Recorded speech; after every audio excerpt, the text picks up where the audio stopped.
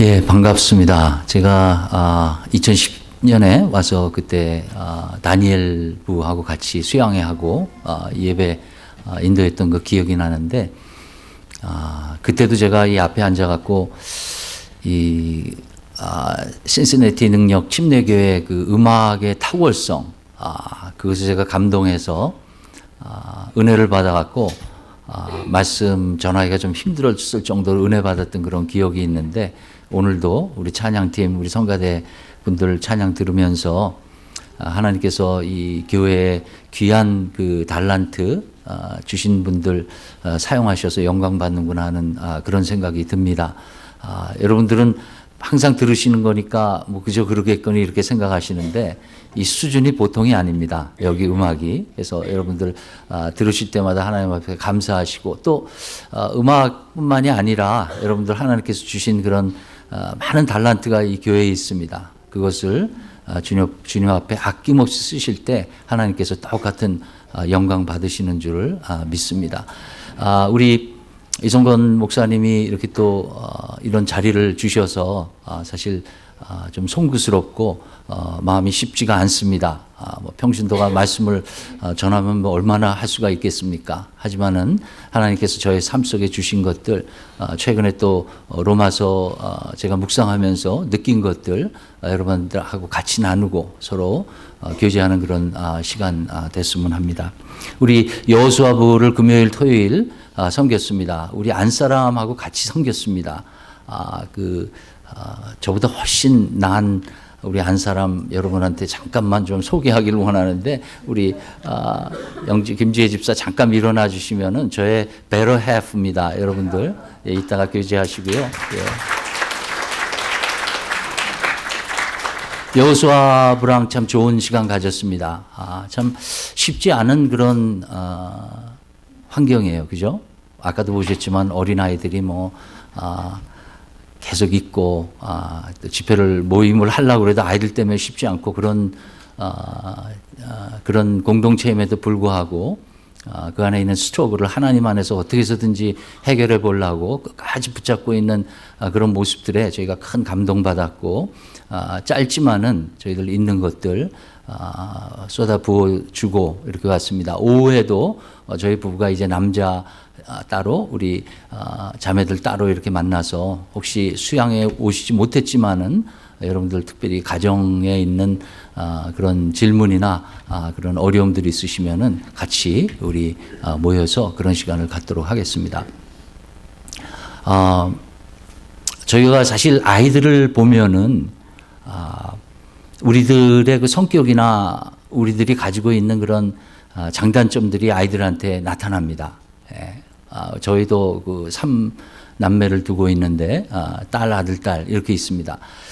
아이들을 볼 때마다 참 우리하고 닮은 부분들이 이렇게 있습니다. 어떤 부분은 참 닮아서 기쁘고 좋고 저건 좀 좋다 하는 그런 부분이 있는가 하면은 또 어떤 부분은 저건 좀 닮지 않았으면 좋겠는데 저거는 좀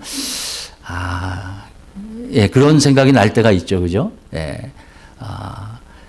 근데 이게 우리 마음대로 부모와 자식의 관계가 그냥 이렇게 선별해서 어떤 것을 담고 선별해서 그 가정의 어떤 것들을 받는 그런 관계는 아닌 것 같습니다. 부모와 자녀의 관계는 주거나 뭐 싫으나 좋으나 부모가 가진 것들을 아이들이 이렇게 받고 그것을 통하여서 아이들이 어떻게 보면 장점과 단점이 이렇게 나타납니다. 오늘 말씀에 의하면은요, 우리가 하나님의 상속자, 자녀라고 하나님의 자녀라고 이렇게 이야기를 하고요. 그리고는 하시는 말씀이 우리들이 하나님의 자녀이기 때문에 그 영광을 받을 뿐만 아니라 고난도 함께 받아야 된다고 이렇게 얘기하고 있습니다. 고난이라는 이 주제가 보통 어려운 주제가 아닙니다. 사실 고난의 주제를 저희가 대할 때는 일단은 겸손한 마음이 필요한 것 같습니다. 우리가 고난이 왜 우리에게 주어지고 왜 하나님께서 그런 일을 이렇게 하시는지 그거에 대한 모든 답들이 사실 성경에 나와 있지는 않습니다. 하나님의 그 영되신 하나님, 이 모든 우주를 창조하신 그분의 뜻을 우리가 모두 다 안다는 것은 어떻게 보면 우리의 교만이고 우리의 착각이라고 이렇게 생각합니다. 고난에는 분명히 숨겨져 있는 그런 하나님의 주권이 있습니다. 우리는 그리스도인으로서 이 하나님의 선하심을 믿고 그 고난 뒤에 분명히 계신 하나님의 계획과 하나님의 선하심을 믿고 우리가 도저히 이해할 수 없는 부분이지만은 하나님 앞에 순종하며 나가는 것이 우리 그리스도인들의 올바른 태도라고 이렇게 생각합니다.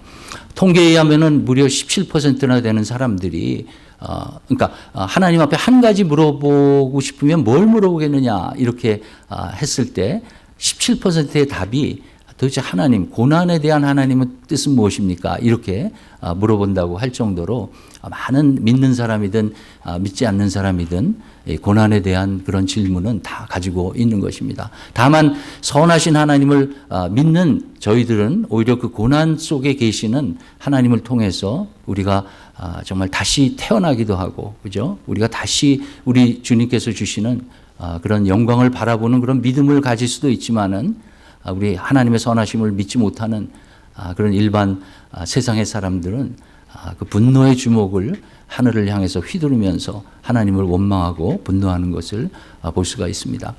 고난에 대한 그 하나님의 뜻은 우리가 다 성경에 나와 있지 않지만은 하지만 성경에 나와 있는 고난에 관한 이야기들은 분명히 저희들에게 있습니다. 그래서 오늘 여러분들하고 성경에서 나와 있는 고난 속의 하나님의 뜻 같은 것을 우리가 잠시 묵상하고 나눠봤으면 합니다. 물론 여기서 지금 오늘 로마서 8장에서 얘기하는 고난은 그냥 일반적인 어떤 고난보다는 예수 그리스도를 믿음으로써 우리가 이 삶에서 겪는 그런 환난들, 그런 어려움들, 예수 그리스도를 믿기 때문에 우리에게 있는 어려움들을 지금 이야기하고 있는 것입니다. 성경은 이런 고난이 올 때 절대 놀라지 말라고 이렇게 얘기합니다. 베드로전서에 보면 이런 말씀이 있습니다.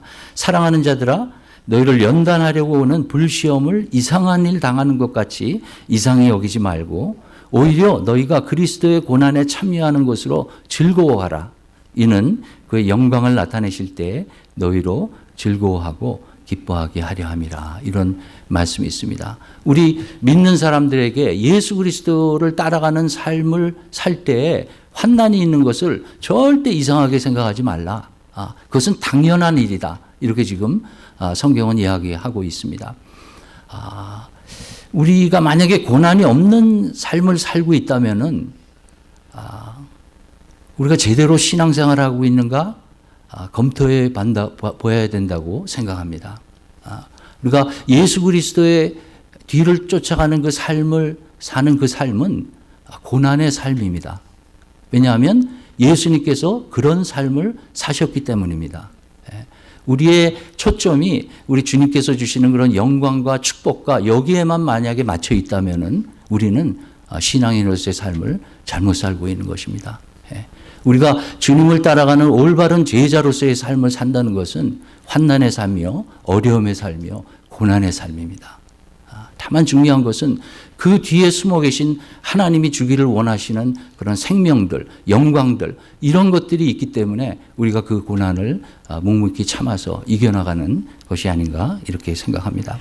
여러분들 고린도후서 4장 성경들 다 가지고 계시죠? 고린도후서 4장 저희가 한번 보면서 고난을 우리가 어떻게 생각해 봐야 할까 한번 말씀을 통해서 묵상해 보기를 원합니다. 고린도후서 4장 7절부터 11절인데요.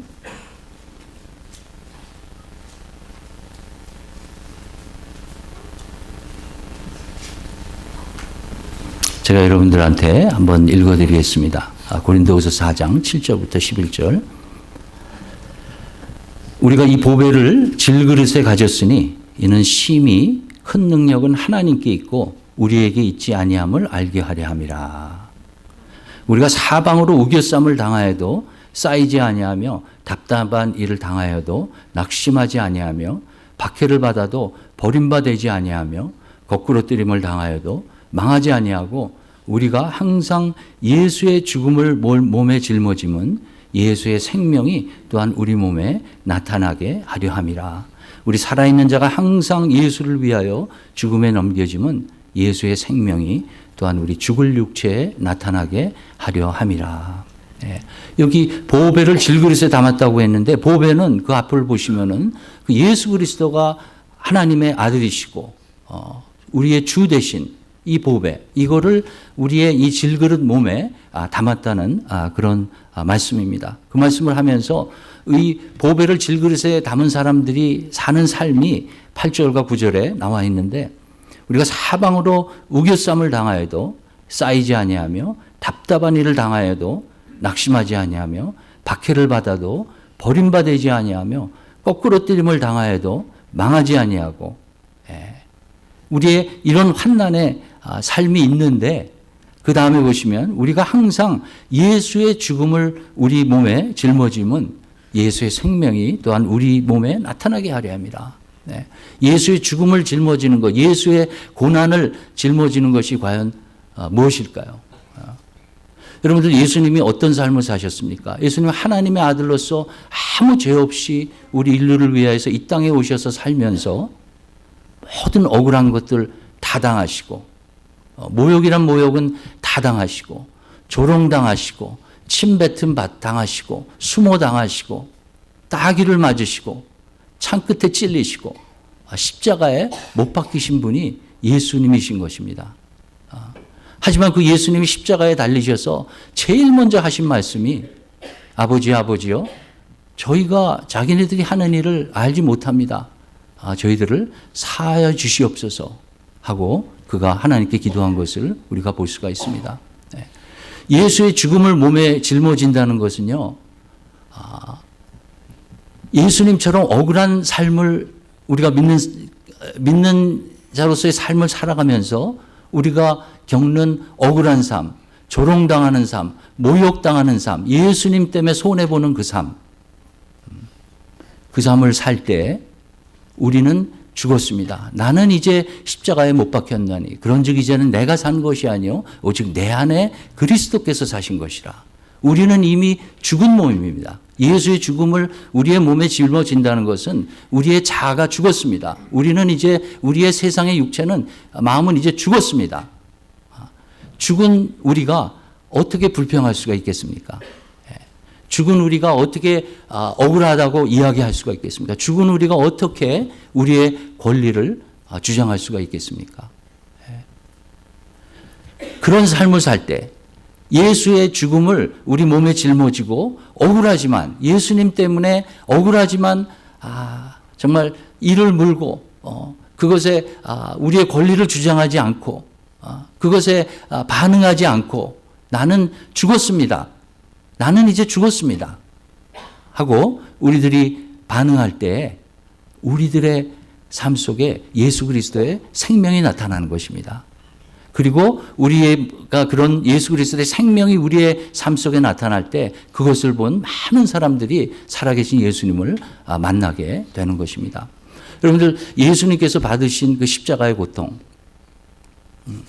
물론 육체의 고통이 있었습니다. 그 십자가의 죽음은 여러분들 잘 아시죠? 완전히 양쪽 팔이 못에 박히고 발이 못에 박히고 그래갖고 매달려 있다 보면은 점점 힘이 빠지잖아요. 그러면 몸이 가라앉고 몸이 가라앉으면은 흉막이 눌려서 호흡이 더 이상 되지 않고 그러면 발을 억지로 밀어서 숨을 한번 쉬고 기다렸다가 또 힘이 빠지면은 가라앉고 이것을 되풀이하다가 결국 질식에서 죽는 것이 십자가의 그런 죽음입니다. 정말 이 세상에서 사람이 겪을 수 있는 그런 고통 중에서 가장 큰 고통을 예수님께서 겪으셨죠. 하지만은 그보다도 더 어떻게 보면은 심한 고통은 모욕이었던 것 같습니다. 우리가 보통 예수 그리스도로 십자가에 못 박힌 걸 보면은 이렇게 아래를 가린 것처럼 이렇게 나와 있지만은 그 당시 죄인들이 십자가에 못 박혔을 때는 발가벗겨서 십자가에 매다는 것으로 문헌에 기록이 되어 있습니다. 유대인들이 특히 랍비와 같은 그런 사람들로부터 존경을 받는 사람이 십자가에 완전히 발가벗겨서 자기를 따르던 제자들과 자기를 따르던 그 자매들의 앞에서 벌겨벗겨진 몸으로 모욕을 당하는 것만큼 더 큰 모욕이 없으리라 이렇게 생각합니다. 예수님께서는 그런 모욕 당하셨음에도 불구하고 그 모욕을 준 사람들을 용서하여 주셨고 그들을 하나님께 사해달라고 기도를 하신 것입니다. 예수 그리스도의 죽음을 몸에 지은다는 것은요, 우리가 그런 억울하고 그런 정말 받기 싫은 그런 모욕과 수모와 예수님 믿다가 당하는 그런 수모와 모욕들을 나는 이제 죽었습니다. 나는 이제 죽었기 때문에 상대방에게 똑같은 모습으로 반항하지 않는 그런 모습을 보일 때 예수 그리스도의 생명이 우리 몸에 나타난다고 이렇게 이야기하고 있습니다. 이런 것들이 성경에 사실 많이 나와 있죠. 그죠? 오병이어의 기적을 한번 생각해 봤습니다. 우리 그 어린아이가 물고기 두머리에 떡 5개 바칠 때 얼마든지 이거 나 혼자 먹어도 이거 충분치 않은 이거를 꼭 나눌 필요가 있을까? 그리고 나는 배고프고 나는 그래도 평상시에 내가 또 할 만큼 했으니까 이거 그냥 나 혼자 구석에서 먹어도 괜찮겠지. 그 나의 권리를 어쩌면 그 아이가 주장할 수 있었음에도 불구하고 그가 그것을 우리 예수님께 드렸을 때 예수님이 그 생명을 멀티플라이하는 그런 기적을 보이신 것입니다. 거기 있는 제자들이요, 전도여행 끝나고 막 돌아와서 지금 몸이 지쳐 있고 예수님도 그들이 몸이 지친 것을 아시고 저기 가서 쉬라고 얘기하셨습니다. 그랬다가 그 무리들이 배고픈 것을 보시고는 그들에게 먹이라고 이렇게 말씀하셨습니다.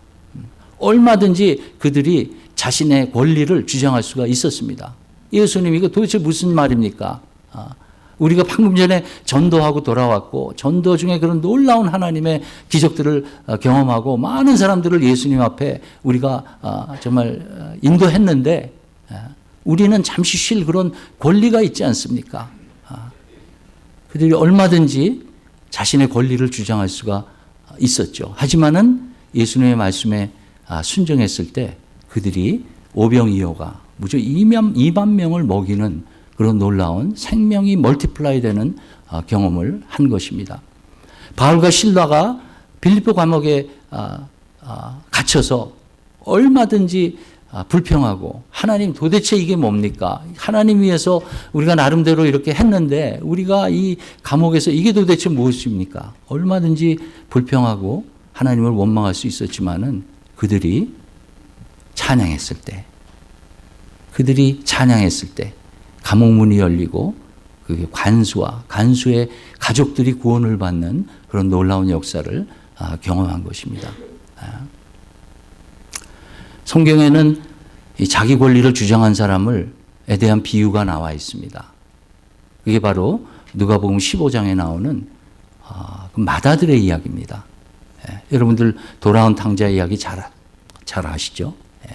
뒤에 보면은 마다들의 이야기가 나옵니다. 그 마다들은요, 그 둘째가 돌아왔을 때 기뻐하기보다는 그가 노하죠. 굉장히 분노합니다. 그 분노한 이유가 왜 그런지 아세요? 물론 그 바깥에 탕자로 살다가 그런 방탕한 생활을 살다가 자기 돌아온 동생 위해서 잔치하는 것, 그것이 불만스러워서도 그렇겠지만은 그 당시에는 그 앞에 보시면은 그 작은 아들이 동생이 재산을 나눠달라고 했을 때 그 재산을 우리 아버지가 둘째 아들과 첫째 아들에게 각각 나눠줬다는 이야기가 나옵니다. 각각 나눠줬습니다. 그 당시 풍습으로는 첫째 아들에게 3분의 2, 둘째 아들에게 3분의 1을 줬습니다. 3분의 2를 가진 큰형이 그걸 가지고 있었습니다. 둘째 아들은 3분의 1을 받고서 나가서 다 쓰고 돌아왔습니다. 그 둘째 아들을 다시 받는다는 이야기는 무슨 얘기냐 하면 다시 아버지가 가지고 있었던 그 3분의 2의 재산의 3분의 1을 우리 둘째 아들에게 줘야만 하는 그러한 입장이었습니다. 큰아들이 분노했습니다. 무슨 말입니까? 제가 가지고 있는 3분의 2의 또 3분의 1을 그 허랑방탕한 동생에게 줘야 한다는 이것이 그에게 분노를 일으켰습니다. 그래서 그가 그 말씀을 읽어보면은 자기의 권리를 주장합니다. 권리를 어떻게 주장하냐면 여러 해 내가 아버지를 섬겼고 아버지의 명을 순종했는데 그런데 과연 이것이 무엇입니까? 그가 분노해서 잔치에 들어가지 않는 그런 모습이 나오는 것입니다. 그가 가지고 있었던 권리, 3분의 2라는 재산이 조금이나마 3분의 1이 침범받았을 때 그는 참지 못했습니다. 나의 권리를 주장했습니다. 나의 권리는 뭐냐 하면 내가 하나님 말씀대로 살고 아버지 말씀대로 살고 아버지 순종하라고 살았는데 그런데 이게 도대체 무슨 말입니까? 아버지의 선하심을 의심했던 것이죠. 그래서 그에게는 사실 그 비유는요, 그 돌아온 탕자에게 주신 말씀이 아니라 그 맏아들에게 주신 말씀이에요. 그리고 누가복음 15장 앞부분을 읽어보시면은 세리와 죄인이 나왔다고 그러고 그 다음에 바리새인과 서기관들이 수근수근할 때에 예수님께서 바리새인과 서기관들에게 하신 말씀입니다.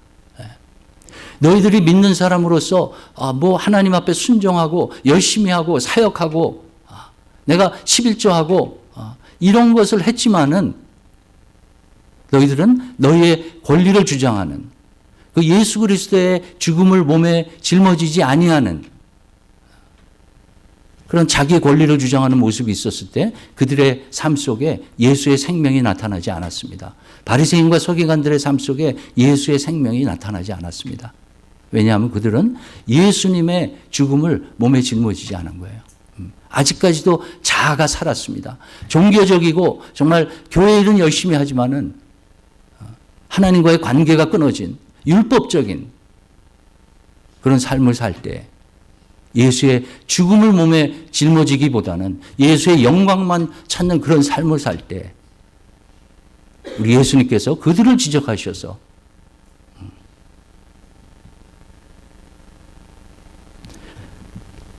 둘째 아들이 도망갔을 때 그 앞에 드라크마의 비유와 양의 비유가 나올 때 거기 보면 주인들이 다 찾아 나섰다고 했습니다.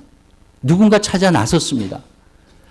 둘째 아들이 그렇게 탕자의 삶을 살 때 당연히 형으로서 찾아 나서야 하는 거 아니었을까요? 형으로서 찾아 나서야 할 그였지만은 그에게는 그것보다는 자기의 권리가 훨씬 중요하고 그것을 지키는 것이 자기가 마땅히 해야 할 권리라고 이렇게 생각하기 때문에 예수님께서 그것을 지적한 것을 우리가 볼 수가 있습니다. 우리가 이 세상에 살면서 고난을 예수님 따라가는 길을 걸어가면서 고난을 당하는 것은요, 예수 그리스도의 죽음을 우리 몸에 짊어지는 것입니다.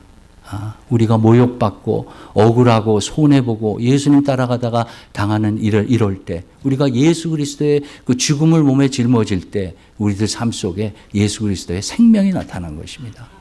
저는 이런 생명을 경험하는 그래서 정말 이 땅에서의 어떤 눈에 보이는 것들로 만족하지 아니하고 하나님이 주시는 그 생명으로 삶을 살고 그 능력으로 이 땅에서 세상이 줄 수 없는 그런 평강과 기쁨을 가지고 살아가는 우리 능력 침례교회 한 분 한 분 되시기를 주님의 이름으로 축원합니다. 이 고난은요 또한 이 땅에서만 보는 그런 시각으로 보아서는 안 됩니다. 여러분들 시편 73편을 우리가 한번 찾아가 보겠습니다. 시편 73편.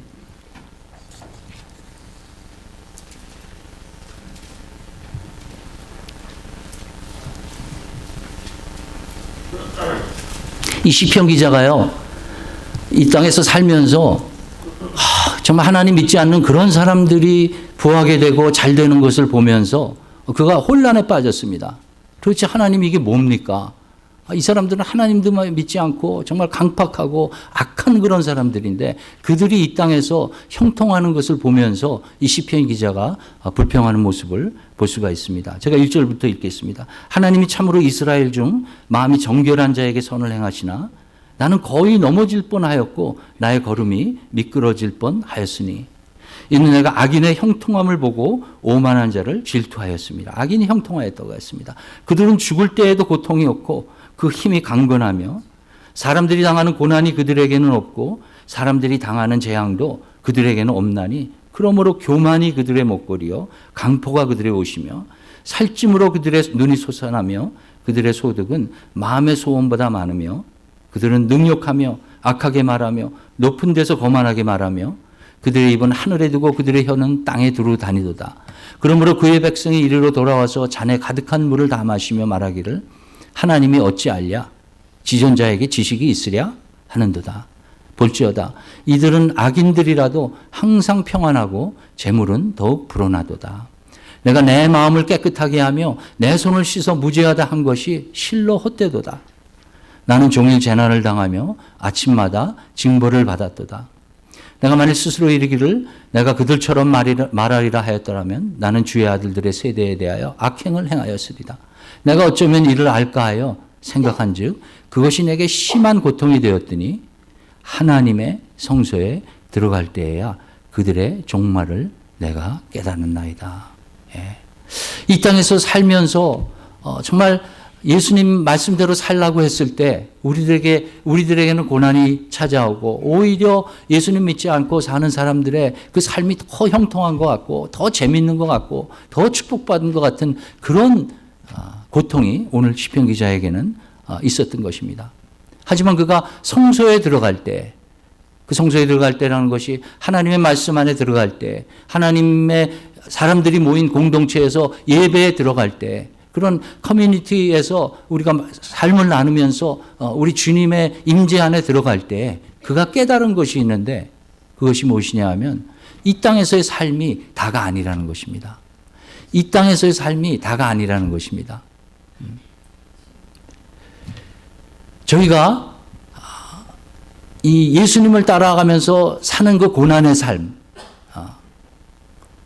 이 고난의 삶에 있어서 하늘에서 하나님께서 영원한 나라에서 우리를 맞아주실 그 소망 없이는 사실은 그 고난의 삶의 세상 사람들이 보기에는 정말 의미가 없고 우리도 그런 이 땅에서의 영광과 유익만 생각한다면은 영원한 곳에 우리의 눈이 맞춰져 있지 않는다면은 이 고난을 우리가 이해할 수가 없는 것입니다. 바울이 이 십자가의 고난에 예수님의 고난도 알았지만 그가 예수님의 부활도 알았습니다. 그래서 18절에 뭐라고 그랬냐면 현재의 고난은 장차 우리에게 나타날 영광과 비교할 수 없도다. 그는 이 땅에서 고난을 당하지만은 우리가 영원한 곳에서는 하나님의 영광을 받을 하나님의 자녀라는 그런 확신이 분명했던 것입니다.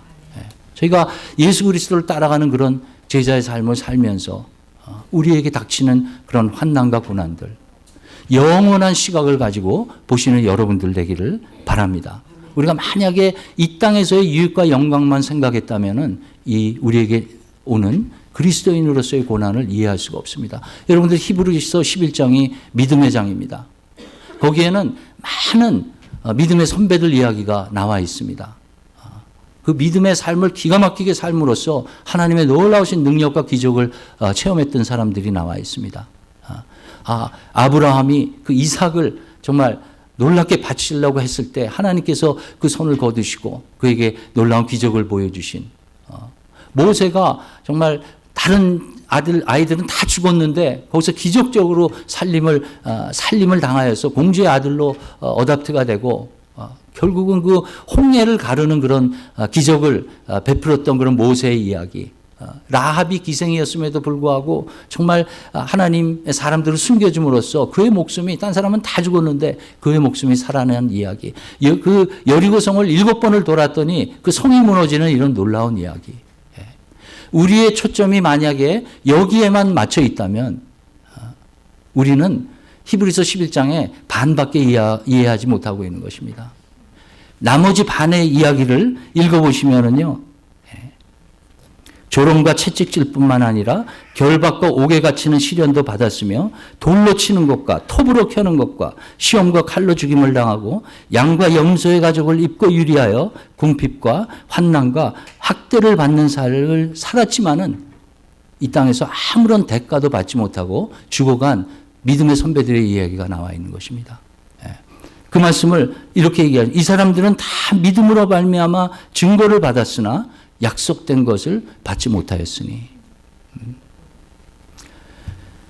우리가 이 땅에서 살면서 영원한 곳에 우리의 초점이 맞춰 있지 않고 이 땅에서의 하나님이 주시는 축복과 능력만 만약에 우리가 기대하고 우리 예수님 따라가는 삶을 산다면은 우리는 어쩌면 실망하게 될 것입니다. 사도 바울이 그래서 고린도전서 15장에 이렇게 말씀했습니다. 만일 그리스도 안에서 우리가 바라는 것이 다만 이 세상에 살 뿐이면 모든 사람 가운데 우리가 더욱 불쌍한 자이라. 여러분, 우리의 초점은 영원한 하늘나라에 있는 것입니다. 우리가 지금 당장 고난을 겪고 우리가 믿음의 삶을 걸어가면서 여러 가지 어려운 것들, 제가 이 자리에서 여러분들한테 그것에 대한 그 리턴이, 그것에 대한 하나님의 리워드가 여러분들 이 땅에서 사시는 동안 자손들에게 있을 것이며 우리 여러분들의 삶 속에서 능력이 나타날 것이며 여러분들이 직장에서 프로모션 되고 여러분들이 테니어를 받고 돈 많이 벌고 이렇게 얘기할 수 있었으면 얼마나 좋겠어요. 하지만 성경에서는 그렇게 얘기하고 있지 않습니다.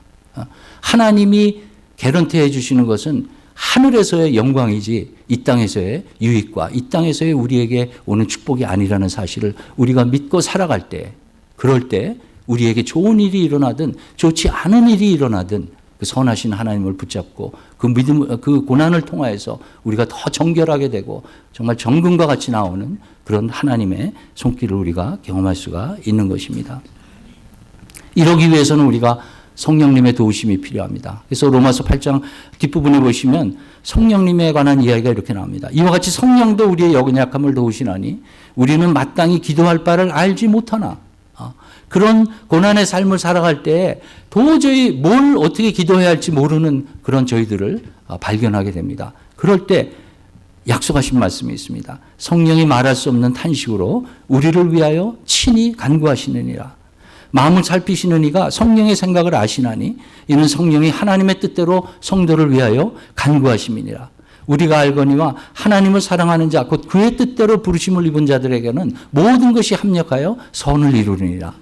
모든 것이 합력하여 선을 이룬다는 것이 이 땅에서 모든 것이 다 잘 되는 뜻이 아닙니다. 하나님의 영원한 퍼스펙티브에서 봤을 때 모든 것이 합력하여서 선을 이루는 하나님의 선하심이 계속해서 우리에게 증거가 되고 있는 것입니다.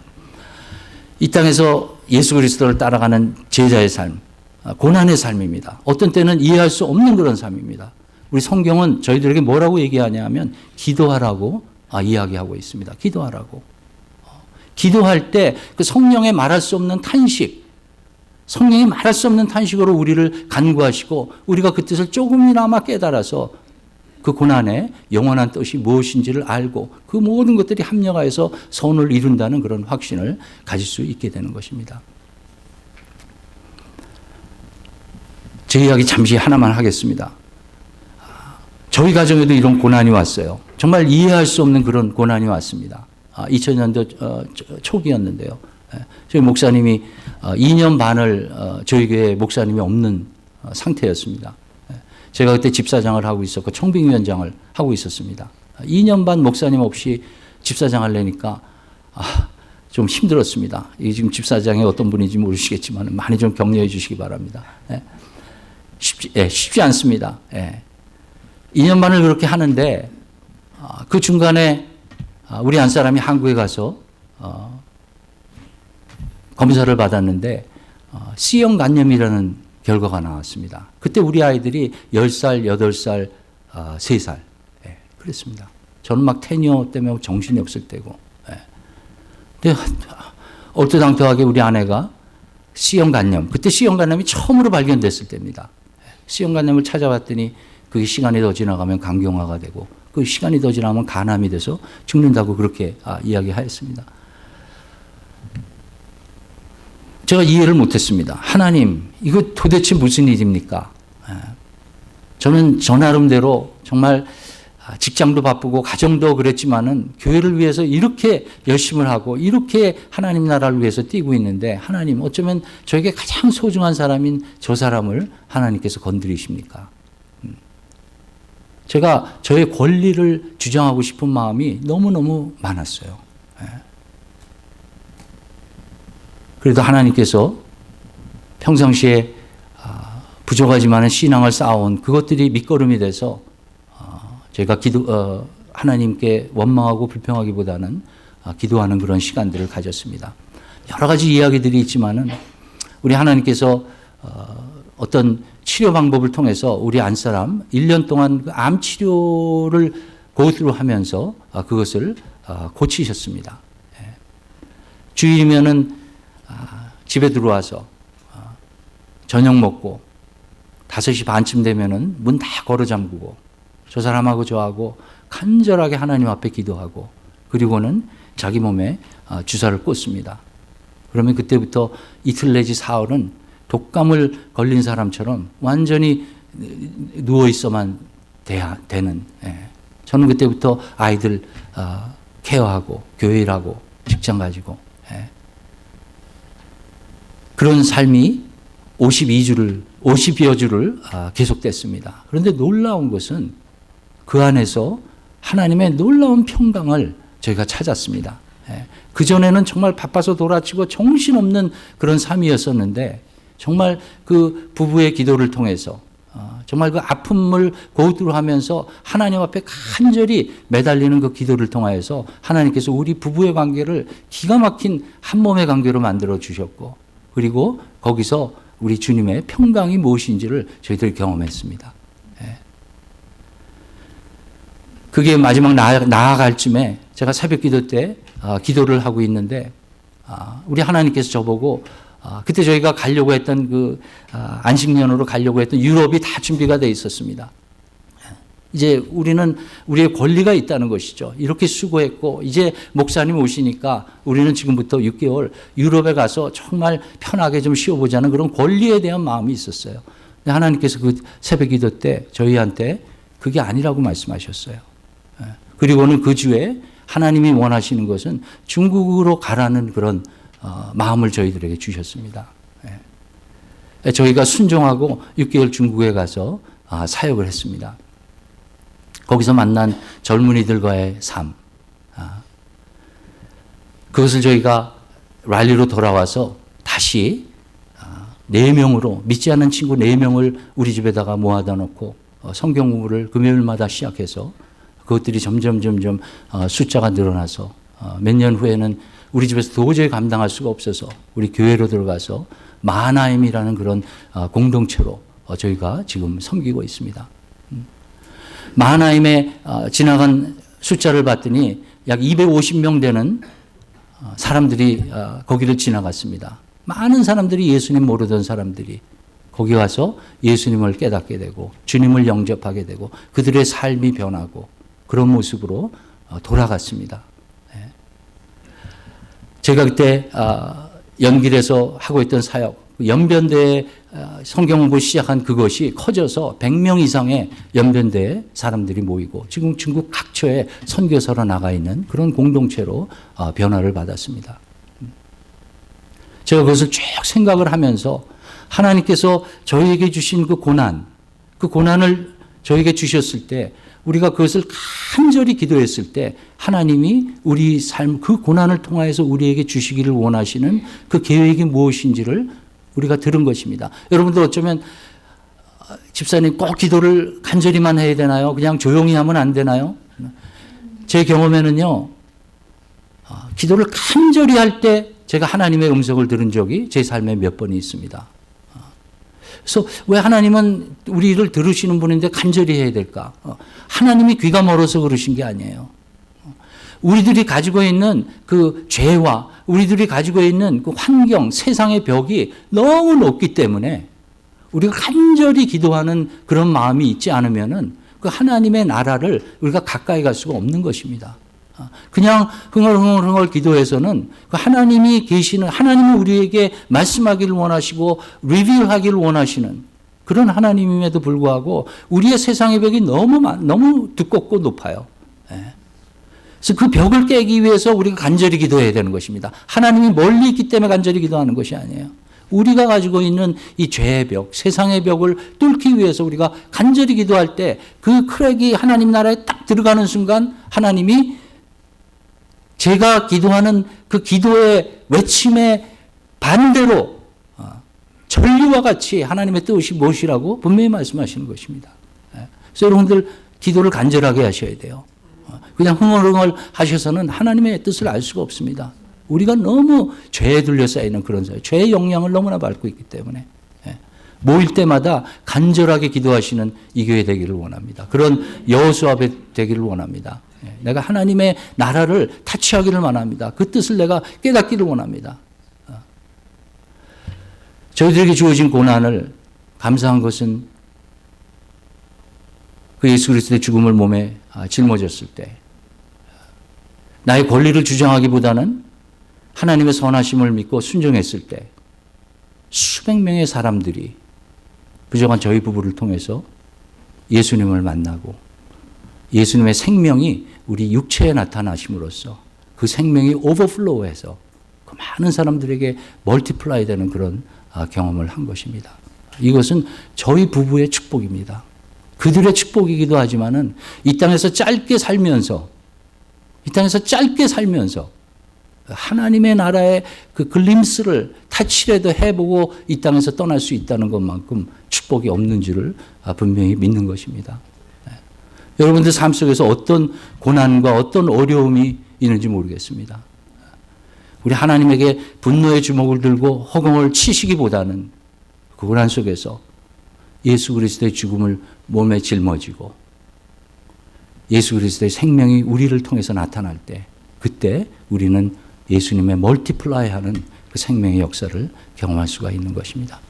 마지막으로 이것을 분명히 알았던 한 분의 이야기를 제가 말씀드리고 오늘 말씀을 마치겠습니다.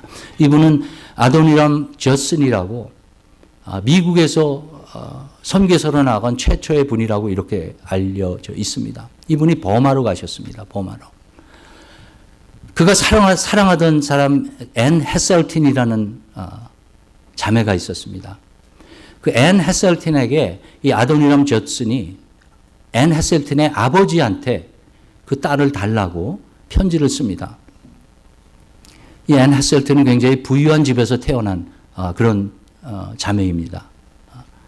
이 자매의 아빠에게 결혼을 승낙해달라고 쓴 그 편지가 저의 마음을 크게 감동을 했습니다. 제가 여러분들한테 지금 읽어드리겠습니다.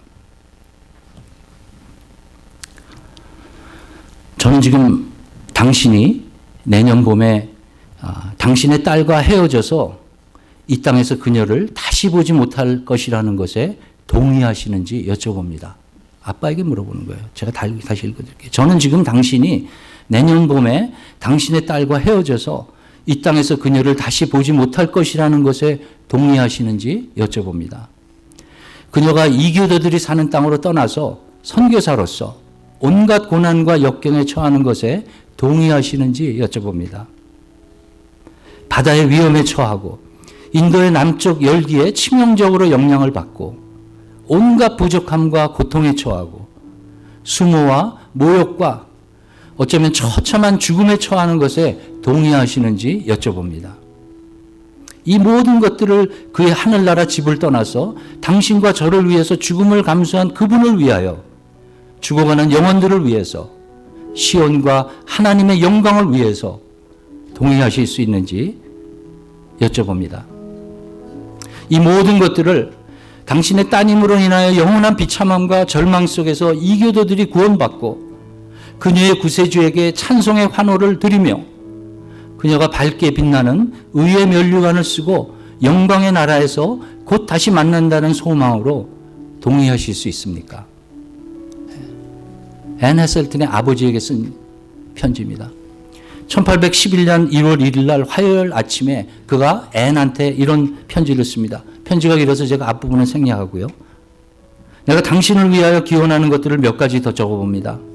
이 새해가 당신이 성을 바꾸는 해가 되길 바라고 당신의 친척들과 조국을 떠나는 해가 되길 바라며 망망한 바다를 건너서 이 땅의 반대편에 있는 이교도들과 삶을 시작하는 해가 되길 바랍니다. 새해는 우리에게 얼마나 큰 변화를 줄까요? 우리의 상황과 일터가 엄청나게 많이 바뀔 겁니다. 우리의 생명이 보존되어지고 우리의 노력이 만약에 성공한다면 우리는 다음의 정월 초하루를 인도에서 맞게 되며 아마도 새해 인사를 서로에게 힌두말이나 버마어 방언으로 하게 될 겁니다. 우리는 우리 주위의 친구들을 더 이상 못 보게 되며 세상 문명이 주는 편안함을 더 이상 즐기지 못하고 또 교회의 주위를 성수하는 성도들과 같이 가지도 못하게 될 겁니다. 대신 우리들의 눈에는 거무스름한 얼굴들이 사방에 보이고 익숙치 않은 방언으로 하는 말들이 우리들의 귀를 괴롭히며 이교도들이 우상을 숭배하기 위해 모이는 것을 목격하게 될 겁니다. 우리는 세상에 지쳐 있고 비둘기처럼 날아서 어디론가 피해서 휴식을 얻고 싶을 겁니다. 아마도 우리는 죽고 싶을 정도로 슬퍼하는 시간들도 있을 겁니다. 음울하고 암담한 시간들도 많을 것이고 우리가 지금 이해할 수 없는 마음의 비통함과 영적인 침체도 경험하게 될 것입니다. 우리는 자리에 누워서 그냥 죽고 싶을 것입니다. 그리고 그 시간이 곧 오게 될지도 모릅니다. 우리 중 한 사람은 기후의 더운 열기를 이기지 못하고 적응하지 못해서 이 세상을 떠난 다른 한 사람의 무덤에서 다음과 같이 말할 수도 있습니다. 외국인들의 손에 당신의 두 눈이 감겨졌습니다. 외국인들의 손으로 당신의 사지가 맞춰졌습니다. 외국인들의 손에 의하여 당신의 누추한 묘지가 장식되어졌습니다. 그러나 우리가 명예로운 죽음을 맞이할지 낯선 사람들에 의해 애도를 받을지는 오직 하나님만이 아십니다. 적어도 우리 둘 중에 한 사람이 애도를 피할 사람이 될 것은 확신합니다. 이러한 상황을 생각하면서 우리에게 이러한 것들을 극복하는 믿음을 달라고 간절하게 기도하지 않겠습니까? 이렇게 앤에게 편지를 보냈습니다. 결국 앤의 아빠는 아도니람 저슨의 그 청혼을 수락했고 앤도 그 청혼을 수락했습니다. 그들은 1812년에 결혼해서 그 해에 인도를 거쳐서 버마로 갔습니다. 그리고 앤의 아빠는 그 편지에 쓴 대로 앤을 다시는 보지 못했습니다. 앤은 14년 후인 1826년에 버마에서 병으로 죽었고 그로부터 6개월 후에 그들의 셋째 아이가 죽었습니다. 아도니람 저스는 1850년 이 세상을 떠나기 전까지 버마에 100명 이상의 교회를 세웠고 8,000명을 예수님께 인도하고 지금 버마, 미얀마는 이 세상에서 침례교인이 세 번째로 많은 그런 나라가 된 것입니다.